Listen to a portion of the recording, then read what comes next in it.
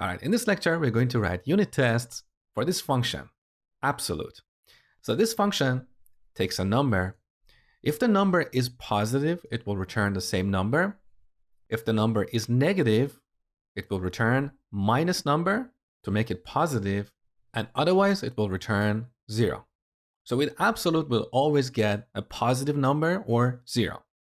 Now in lib.js, we have more functions, but I have removed them in this lecture so we can focus only on this function. So let's go ahead and write a few unit tests for this function. Now, how many tests do we need here? A basic guideline is that the number of unit tests you have for a given function should be greater than or equal to the number of execution paths. How many execution paths do we have here? Well, here's one execution path.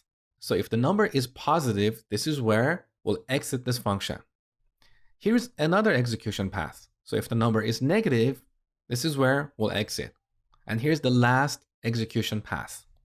So with unit tests, we want to make sure that all the execution paths in a given function are covered. We're testing all the logic thoroughly. So back to lib.test.js.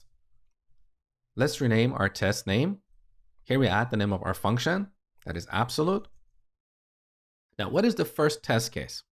That it should return a positive number if input is positive. So it should return a positive number if input is positive. Okay? Now, here we need to call this function. So on the top, first we need to import the lib module. So require, go up one level, and load lib. Get it and store it here. Now we call lib.absolute. We need to give it a positive number. What number should we use? We can use 1, we can use 10, we can use 857. It doesn't really matter. But as a best practice, it's better to avoid these magic numbers because someone reading this test, they wonder, where did that number come from? Is it a special number in the domain of the application? No, all we want is a simple positive number. So it's better to use a simple value like 1. So we call this get the result. Now finally, we need to make an assertion. We need to verify that this result is correct. So Jest has another utility function called expect. If you have worked with Jasmine before, you know this function. So we call this function, give our value, in this case, result, and then call another function. We call this function a matcher function. In Jest or Jasmine, we have various matcher functions. I'm going to show you the list of them in a second. In this test, we want to ensure that this result is equal to 1. So we call to_be 1. So see, this is very readable. Expect result to be 1. Now let's run this test. So back in the terminal, npm test. Okay, our first test passed successfully. Beautiful. Now let me show you these matcher functions. So search for Jest documentation. Here's the first link, facebook.github.io/jest/docs.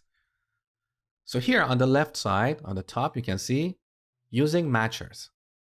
Now on this page, if you scroll down, you can see we have matcher functions for checking for truthiness. For example, we have to be null, to be undefined, to be defined, to be truthy, and to be falsy. Below that, you can see the matchers for working with numbers. So in this lecture, we used to be. We also have to equal. You're going to see the difference between these two functions later in this section.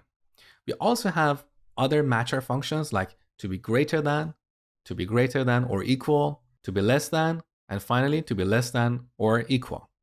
Now, if you're working with floating point numbers, because of how floating point numbers are stored in computers, we cannot do an exact equality check. So here is an example. We have a floating point number, 0.3.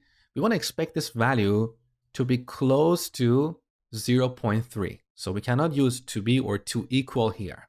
Remember that. So these are the matchers for testing numbers. Now, back to our unit test. This was our first execution pass or first test case. We need to duplicate this, create the second test case. Now let's rename this test. So absolute should return a positive number if input is negative. Now this time we pass -1 and we expect to get +1.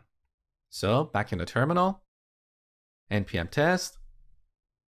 Okay, now we have 2 passing tests. Beautiful. And finally, the last test. Let's duplicate this. Absolute should return 0 if input is 0. So we give it 0 and we expect to get 0. Save. Back in the terminal. Let's run this one more time.